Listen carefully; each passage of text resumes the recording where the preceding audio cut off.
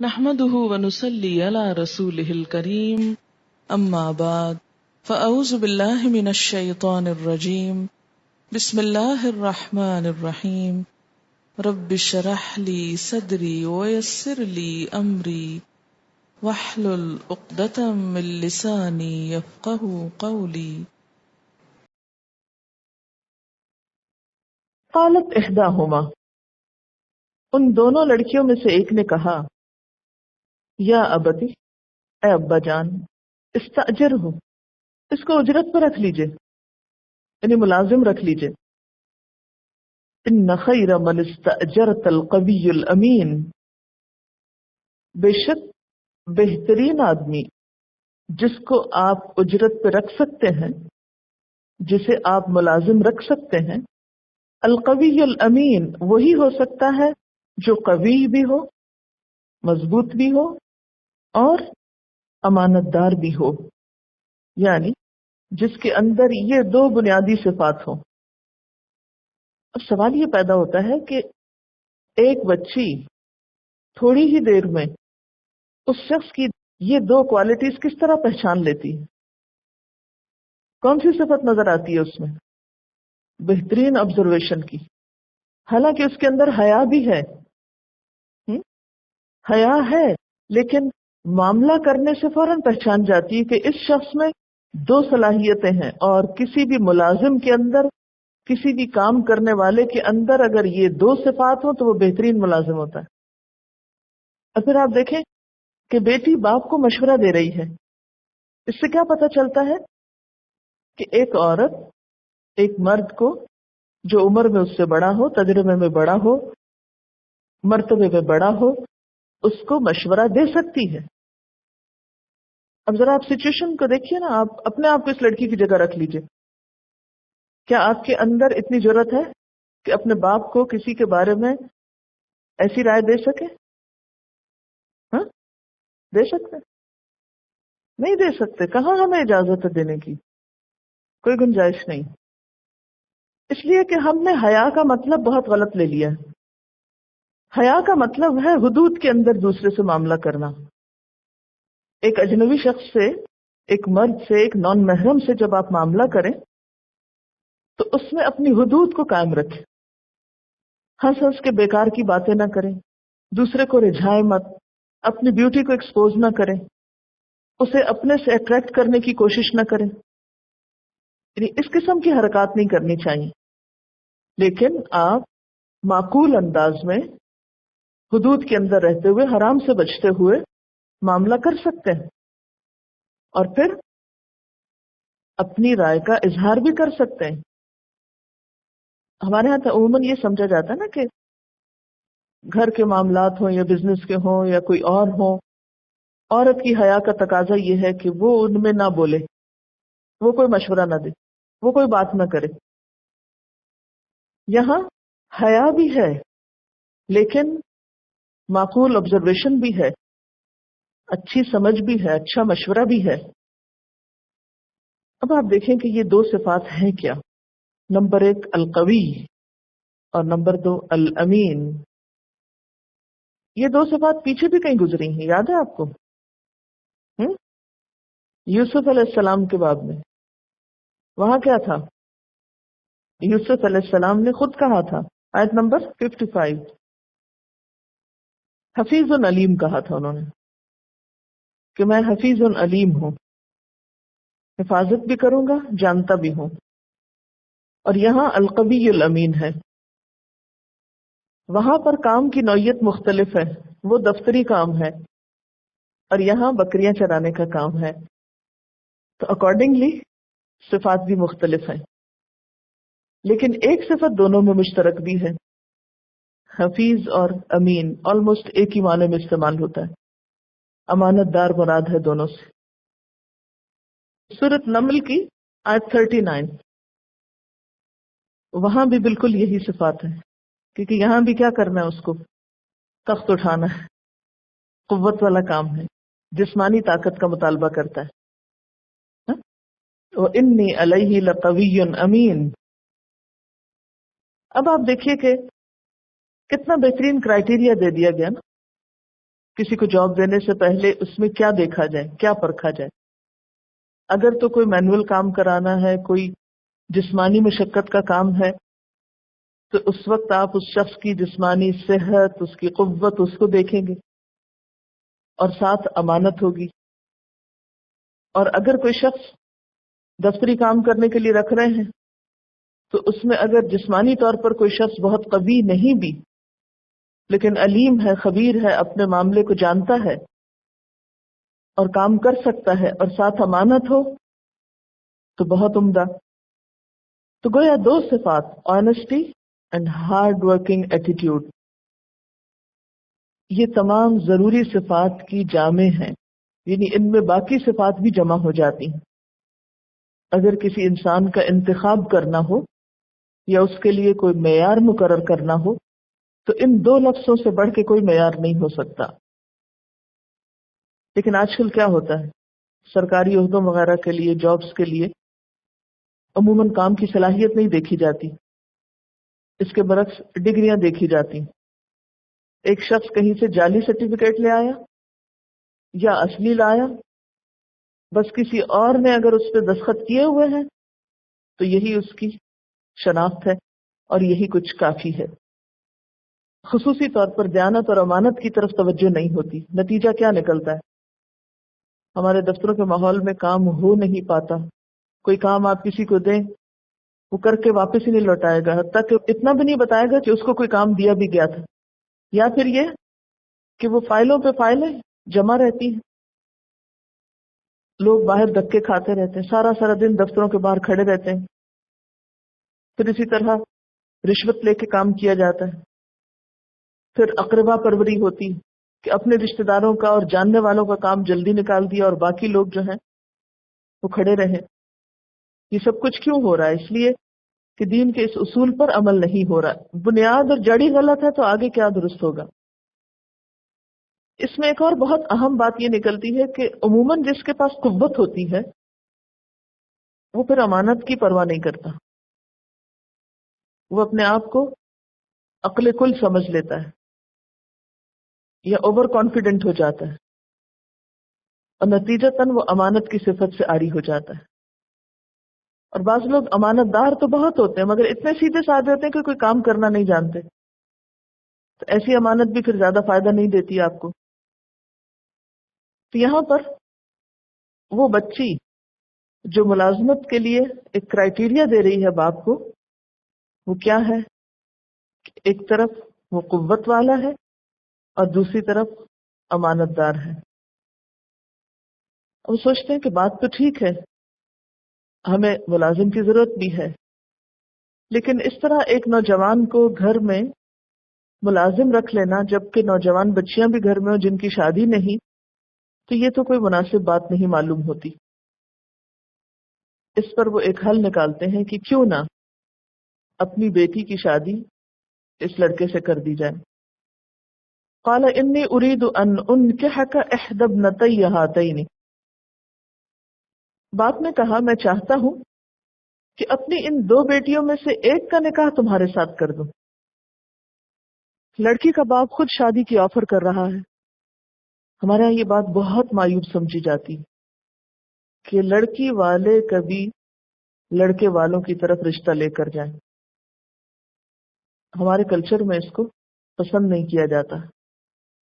لڑکی والوں کے پاس یہ حق ہی نہیں کہ وہ اپنی بچی کی شادی کسی لڑکے سے کرنے کی خواہش کا اظہار بھی کریں. لیکن ہمارے دین میں اسے ناپسندیدہ نہیں قرار دیا گیا. یہ رسم ہماری خود ایجاد کردہ ہے. ہم دیکھتے ہیں کہ حضرت خدیجہ رضی اللہ تعالی عنہا نے خود پیغام ایک طرح سے بھجوایا تھا. یعنی آپ کے پہلے نکاح کے لیے پیغام حضرت خدیجہ رضی اللہ تعالی عنہا کی طرف سے آیا تھا. اب آپ کہیں گے وہ تو بیفور اسلام تھا، لیکن اس کے بعد بھی آپ دیکھیں کہ حضرت حفصہ رضی اللہ تعالی عنہا کے نکاح کے لیے حضرت عمر رضی اللہ تعالی عنہ نے خود آفر کی تھی حضرت ابوبکر رضی اللہ تعالی عنہ کو، حضرت عثمان رضی اللہ تعالی عنہ کو، لیکن انہوں نے آگے سے جواب نہیں دیا تھا کیونکہ انہیں معلوم تھا کہ آپ صلی اللہ علیہ وسلم نے اس بات کا کہیں ذکر کیا ہے. اب دیکھیے کہ اگر ہم فطرت پہ لوٹ آئیں تو ہمارے کتنے مسائل حل ہو سکتے ہیں. لیکن جتنی زیادہ خود ساختہ رسموں کو ہم نے اپنے اوپر مسلط کر لیا، یعنی خود ہی بنایا، خود ہی اس میں اپنے آپ کو جکڑ لیا. یہ بالکل ایسے ہی جیسے کوئی شخص رسی بنائے اور پھر وہ رسی اپنے پاؤں میں باندھ لے. یعنی تصور کر سکتے ہیں کہ کوئی شخص اپنے ہاتھ پاؤں خود رسی سے باندھ رہا ہو، یا لوگوں کو کہیں آئیں ذرا مجھے باندھ دیں. تو یہ جتنی بھی ہماری معاشرتی رسمیں ہیں بیکار قسم کی، یہ بالکل ایسا ہی عمل ہے. خود کو پیش کرتے ہیں ہم رسیوں سے بندھوانے کے لیے، یا پھر اپنے آپ کو خود بھی باندھتے رہتے ہیں. اور اس کے برعکس اللہ تعالیٰ نے ہم پر جو فرائض عائد کیے ہیں ان کی ادائیگی کی ہمیں کوئی فکر نہیں ہوتی. ان فرائض کو ہم پورا کرنا نہیں جانتے، وہ رسیاں کاٹ دی. مثلا نماز کی ایک پابندی ہے، زکوٰۃ کی پابندی ہے، اور کچھ پابندیاں ہم پر، ان کی پرواہ نہیں، کیونکہ ہم دوسری پابندیوں سے نکل ہی نہیں پاتے. اللہ کی غلامی میں کب دیں اپنے آپ کو؟ قال انی اريد ان انکحک احدی ابنتی ہاتین علی ان تأجرنی 8 حجج. اب دیکھیے کہ ساتھ شرط بھی پیش کرتے ہیں. شرط یہ ہے کہ تم میرے پاس 8 سال کام کرو. فإن اتممت 10 فمن عندک، پھر اگر تم پورے کرو 10 تو تمہاری طرف سے. تم چاہو تو ایسا بھی کر سکتے ہو، یعنی اگر مزید رکنا چاہو تو بھی رک سکتے ہو. یہاں سے ایک بات تو یہ پتہ چلتی ہے کہ صرف مکان ہی نہیں، انسان بھی سروسز کے لیے ہائر کیے جا سکتے ہیں. کیونکہ استاجرتا میں یہی بات آ رہی ہے. اب یہاں پر ایک اور اشکال اٹھتا ہے، اور وہ یہ ہے کہ اگر تو یہ مزدوری لڑکی کا حق مہر تھا تو پھر باپ کیوں لے رہا ہے اس کو؟ وہ کہتا ہے نا کہ انت اجرنی، کہ تم میرے ہاں کام کرو. ایک طرح سے کام معاوضہ بن رہا ہے، مہر بن رہا ہے کس کا؟ لڑکی کا. اس میں ایک تو آسان بات ہم یہ کہیں کہ یہ شریعت محمدی صلی اللہ علیہ وسلم سے پہلے کا واقعہ ہے. لیکن دوسری رخصت یہ ہے کہ اگر لڑکی اجازت دے تو وہ اپنے والدین کو اپنے مہر کی رقم سے فائدہ اٹھانے دے سکتی ہے. کیوں؟ اس لیے کہ انت و مالک لابیک، تم اور تمہارا مال تمہارے باپ کے ہو. ہمارے یہاں اس چیز کو بھی بہت مایوس سمجھا جاتا ہے کہ اگر کوئی بچی اپنے حصے کی کوئی چیز اپنے پیرنٹس کو دے دے تو اسی پہ لڑائی جھگڑے شروع ہو جاتے ہیں. اس کو آپ ایک مثال سے سمجھ سکتے ہیں. مثلا ایک شوہر نے اپنی بیوی کو ایک مکان بطور حق مہر کے دیا، لڑکی کے پاس مکان آ گیا. اب وہ چاہتی ہے کہ میری اس پراپرٹی کو میں کرائے پر دوں. وہ دے سکتی ہے، اس کرائے کو اپنی مرضی سے استعمال کرنا چاہتی، کر سکتی ہے. اسلام اس سے نہیں روکتا، کیونکہ اسلام میں انفرادی ملکیت لڑکی کے لیے بھی ایسی ہے جیسی لڑکے کے لیے. اب کچھ دن بعد وہ دیکھتی ہے کہ میرے والدین کے پاس سر چھپانے کو جگہ نہیں، وہ بےچارے در بدر بھٹک رہے ہیں. وہ کہتی ہے اچھا آپ لوگ میرے مکان میں رہ لیں، اور ان سے کرایہ نہیں لیتی. تو کیا والدین یہ کہہ کے کہ نہیں بیٹی یہ تمہارا مکان ہے، ہمارے لیے شریعت کی روح سے جائز نہیں کہ ہم اس میں رہیں؟ نہیں، شریعت اس سے منع نہیں کرتی. اب یہاں پر بھی آپ دیکھیں نا، والد بوڑھے ہیں، ضرورت مند ہیں، تو ایسی صورت میں جواز نکلتا ہے. اور اس میں یہ ہے کہ ظاہر ہے کہ لڑکی کی رضامندی کے ساتھ، رضامندی کے بغیر نہیں ایسا ہوگا کہ ہاں اگر لڑکی مانتی ہے تو ہو سکتا ہے اس دوران انہوں نے اس سے مشورہ کر لیا، بلکہ وہ مشورہ بھی تو وہیں سے ہی آ رہا تھا نا، تو پھر وہ میوچل انڈرسٹینڈنگ سے یہ حل نکالا گیا ہو. یہاں ایک مشکل وقت میں ایک حل نکالنا بھی تو مطلوب ہے نا. ہمارے معاشرے میں بھی کئی ایسی مثالیں ملتی ہیں نا کہ مثلا والدین بہت غریب ہوتے ہیں لیکن لڑکی پڑھ لکھ جاتی ہے، اچھی قابل ہوتی ہے، اچھا رشتہ آتا ہے، لڑکی کو حق مہر میں بہت کچھ مل جاتا ہے، اس مال سے وہ اپنے والدین کی مدد کرتی ہے، تو ایسا کرنے میں کوئی عیب نہیں۔ سوال ہے کیا لڑکا اپنی ساس کو گھر میں رکھ سکتا ہے جبکہ وہ گھر لڑکے کا ہو، لڑکی کا نہ ہو؟ اگر ساس کا اور کوئی ٹھکانہ نہ ہو، اگر اس کا اپنا گھر موجود ہے اور وہ صحت مند ہے، تو بہتر یہی کہ انسان اپنے گھر میں رہے، کیونکہ اسی میں انسان کی عزت ہے۔ اور اگر شوہر فوت ہو گیا ہے، کوئی اور بچہ نہیں، تو بیٹی کے گھر رہنے میں کوئی عیب نہیں۔ لیکن میں سب کے لیے ایک نصیحت کی بات کروں گی کہ پھر بیٹی کے معاملات میں دخل اندازی نہ کریں، غیر ضروری ہمدردی نہ کریں، بچوں کو نہ بگاڑیں، غیر ضروری لاڈ پیار کر کے، اور ہر معاملے میں انٹرفیئر نہ کریں، اور لڑکی کو جو شوہر ہے اس کی رائے کے مقابلے میں رائے نہ دیں۔ یہ بہت اہم نکتہ ہے، کیونکہ بہت سے مرد حضرات ساس کا وجود گھر میں کیوں برداشت نہیں کرتے؟ کیونکہ وہ انٹرفیئرنس کرتی ہیں۔ اس سے ہمارے معاشرے میں مشکل ہوئی، ورنہ ساتھ رہنے میں تو کوئی حرج نہیں ہے۔ مجھے اچھی طرح یاد ہے کہ ہماری رانی اماں مہینوں ہماری طرف رہتی تو میرے والد اصرار کر کے ان کو گھر میں رکھتے تھے کہ بزرگوں سے گھر میں برکت ہوتی ہے، آپ ہمارے پاس رہیں، اور بہت ان کی عزت اور بہت کیئر کرتے تھے۔ تو بات یہ ہے کہ رہنے میں کوئی حرج نہیں، صرف یہ ہے کہ انسان اپنی حدود پہچانتا ہو دوسروں کے لیے۔ وما اريد ان اشق علیہ۔ اچھا، اسی طرح ایک اور بات یہاں سے یہ پتہ چلتی ہے کہ نکاح کے وقت کچھ شرائط رکھی جا سکتی۔ مثلا شعیب علیہ السلام نے، اگر ان کو شعیب علیہ السلام بولا جائے جیسے تفاسیر میں آتا ہے، کہ انہوں نے یہ شرط رکھی کہ شادی کے فوراً بعد تم لڑکی کو لے کے چلتے نہیں بنو گے، تمہیں یہاں رہنا ہوگا، ہم تم کو اتنے سال کے لیے گھر داماد بنائیں گے۔ قبول ہے؟ ایسا بھی کیا جا سکتا ہے۔ اب ہمارے معاشرے میں ایک اور خرابی کیا ہے؟ گھر داماد نہیں بنا سکتے، اس کو بہت بڑا عیب سمجھا جاتا ہے۔ بعض اوقات ایسی سچویشن ہوتی ہے کہ مثلا لڑکے کے کئی بہن بھائی ہیں، اس کے والدین کو سنبھالنے کے لیے کوئی اور بھائی یا بہن ہو سکتا ہے، اور لڑکی کے والدین صرف اپنی بیٹی پر ڈیپینڈنٹ ہیں۔ ایسی سچویشنز ہوتی ہیں معاشرے میں، لیکن عموماً معاشرتی رسم و رواج کی وجہ سے کیا کیا جاتا ہے؟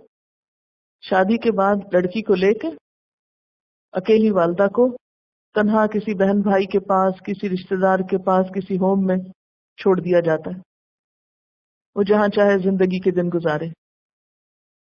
تو ایسے مردوں کو جن کی بیویاں ایسی مشکل میں ہوں کہ ان کی مائیں یا باپ یا کوئی بھی ایسا خالہ وغیرہ بعض اوقات تنہا رہ جاتی ہیں، تو ان کو اس مثال سے سبق سیکھنا چاہیے۔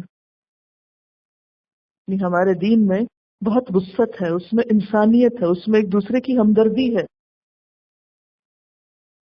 اللہ کے دین کی پابندی تو ہم نہیں کرتے، لیکن لوگوں کے بنائے ہوئے رسم و رواج کی پابندی خوب نبھاتے۔ یہ ہمارے ہاں نہیں ہوتا، اس کو ہمارے ہاں بہت برا سمجھا جاتا ہے، ایسا تو ہو ہی نہیں سکتا۔ یہ بعض لڑکیوں کا رشتہ اس وجہ سے بھی نہیں لوگ کرتے کہ اس کے ساتھ تنہا ماں ہے یا تنہا باپ ہے، یہ تو ساری زندگی اسی کے سر پہ بیٹھی رہے گی اور ہم نہیں اس کا بوجھ اٹھا سکتے۔ اسی لیے ہم دیکھتے ہیں کہ شادی کے بعد عموماً لڑکیوں کو ماں باپ کی کیئر کرنے میں، ان کا خیال رکھنے میں، ان کو کچھ دینے دلانے میں، ان کی مدد کرنے میں بہت سے پرابلم سامنے آتے ہیں، جو کہ عام طور پر ہمارے خود ساختہ معاشرتی مسائل ہیں۔ اگر حقیقی معنوں میں ہم دین کی روح سمجھیں تو یہ سب کچھ نہ ہو۔ پھر وہ کہتے ہیں فَإِنْ أَتْمَمْتَ عَشْرًا فَمِنْ عِنْدِكَ وَمَا أُرِيدُ أَنْ أَشُقَّ عَلَيْكَ۔ کتنا خوبصورت جملہ، یہ ساری باتوں کو کور کر گیا ہے۔ میں تم پہ سختی نہیں کرنا چاہتا۔ اگر ہر شادی میں طرفین یہ جملہ دہراتے رہیں تو بہت خوشگواری ہوگی۔ عموماً مشکلات کہاں سے ہوتی؟ اصرار کرتے، امپوز کرتے اپنی رائے کو کہ نہیں، عید آ رہی ہے، شبرات آ رہی ہے، اس پہ تو آنا ہی چاہیے اور اس پہ تو جانا ہی چاہیے۔ ہمارے ہاں تو پہلی عید یہاں ہوتی ہے اور وہاں ہوتی، کسی کے ہاں پہلی عید یہاں ہوتی ہے، کسی کے ہاں پہلی عید وہاں ہوتی ہے۔ اب معلوم نہیں ان دونوں میں سے کون سا جائز اور کون سا ناجائز ہے. اصل میں جب ہم فارغ ہیں نا، ہماری زندگی اب بحیثیت امت وسط کے ہمیں اپنی ذمہ داریاں جب بھولی ہوئی ہیں، تو ہم انہی چیزوں کو سوچتے سوچتے اور اسی طرح کی رسمیں ایجاد کرتے کرتے ختم ہو جاتے ہیں اور انہی کی پابندی نبھاتے، خواہ اس میں کتنی ہی تکلیف کیوں نہ ہو. اب شعیب علیہ السلام کیا کہتے ہیں؟ وما اريد ان اشق علیک، میں آپ پر کچھ مشقت نہیں ڈالنا چاہتا. اشقہ کا لفظ جو مشقت سے ہے، آپ پہ کوئی مشقت نہیں ہوگی. اب آپ دیکھیں نا کہ اگر لڑکی کے شوہر سے بار بار تقاضا کیا جائے تم اس موقع پہ لڑکی کو لے کے آؤ، اس پہ لے کر آؤ، وہ ایک دفعہ ایک ٹکٹ دے پھر ٹکٹ لگا کے، کس لیے؟ کیوں آخر؟ کیوں دوسرے کی جیب پہ بوجھ ڈالا جائے؟ کیوں دوسرے کے اوقات میں حرج کیا جائے؟ یعنی اس طرح کی چھوٹی چھوٹی چیزیں جو ہیں، اور اب الحمدللہ اتنی سہولتیں ہو گئی ہیں، فون پہ بات ہو سکتی ہے، ایک دوسرے کا حال برابر معلوم ہوتا رہتا ہے. ساری زندگی آپ کے ساتھ ایک بچہ رہا ہے، اگر کچھ دن سسرال میں رہ لیے تو کون سی قیامت آ گئی؟ کچھ مشکل نہیں. اور بہت سی مائیں جب بچیاں گھر میں ہوتی کوستی رہتی ہیں، دن رات روتی رہتی ہیں کب شادی ہوگی. جب شادی ہو کے جاتی ہے پھر کہتی ہیں آتی کیوں نہیں؟ کسی حال میں ہم راضی نہیں. ایسے سب لوگوں کو کسی کام لگا دینا چاہیے. ستجدنی انشاء اللہ من الصالحین، ان قریب تم پاؤ گے مجھے انشاءاللہ صالحین میں سے. یعنی میرے ساتھ معاملہ کر کے تمہیں کچھ مشکل نہیں ہوگی. کتنا خوبصورت معاملہ کرنے کا انداز ہے. معاملات کے اندر اگر یہ حسن آ جائے تو زندگیاں بہت آسان ہو جائیں، زندگیاں خوشگوار ہو جائیں. اور ہمارے ہاں کچھ لوگوں کی عادت یہ ہوتی ہے کہ وہ صرف اس وقت خوش ہوتے ہیں جب وہ کسی کو تنگ کر لیتے ہیں، جب وہ کسی کو پریشان کرتے ہیں. ان کی خوشی صرف اس وقت ہوتی ہے. تو صالحین کا مطلب کیا نکلتا ہے یہاں؟ معاملات میں صالحین کون ہوتے ہیں؟ لکھیے اپنا بس سوال، معاملات میں صالحین کون ہوتے ہیں؟ ہم صالحین کا خیال جب اپنے ذہن میں لاتے ہیں تو ہمارے نزدیک صالح انسان کی پہچان کیا ہوتی ہے؟ ہم اس کو صرف عبادات تک ریسٹرکٹ کر لیتے ہیں. فلاں شخص بہت صالح ہے، تہجد پڑھتا ہے، دن رات قرآن پڑھتا ہے، بہت صالح ہے، الہدا جاتا ہے. یہ نہیں ہے صالح انسان کی ڈیفینیشن. صالح انسان صرف وہ نہیں ہوتا جو تہجد پڑھے یا کوئی دینی کام کر رہا ہو.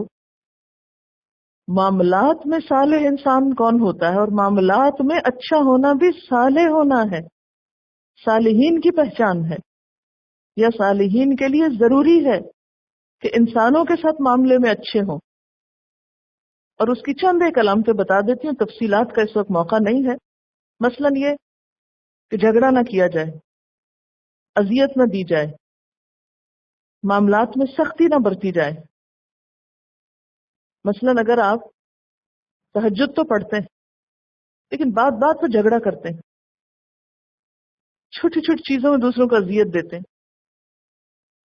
معاملات میں آپ کے اندر اتنی ریجیڈیٹی ہے کہ جو آپ بس ایک دفعہ کہہ دیں اس سے ہٹتے ہی نہیں، یا پھر رسم و رواج کی ایسی پابندی ہے، وہاں ریجیڈیٹی ہے کہ ان سے ہلنے کا نام نہیں لیتے. تو یہ آپ کس قسم کے صالح ہیں؟ ستجدنی انشاء اللہ من الصالحین. اس پر قال موسیٰ علیہ السلام کہتے ہیں ذالک بینی و بینک، یہ معاملہ میرے اور آپ کے درمیان طے ہو گیا، یہ باتیں ہم دونوں نے اتفاق کر لی. ایم الاجلین قضیت فلا عدوان علی، ان دونوں مدتوں میں سے جو بھی میں پوری کر دوں اس کے بعد پھر مجھ پہ کوئی زیادتی نہ ہو، یعنی مجھ سے مزید رہنے کا مطالبہ نہ کیا جائے. واللہ علی ما نقول وکیل، اور اللہ جو کچھ ہم قول و قرار کر رہے ہیں اس پر وہ نگہبان ہے. جو باتیں ہم کہہ رہے ہیں اس کا ضامن اللہ ہے، یعنی اللہ تعالی گواہ ہے اور اس کی گواہی کافی ہے، اور اس گواہی کے ساتھ رشتہ طے پا گیا. اب کیا ہوا؟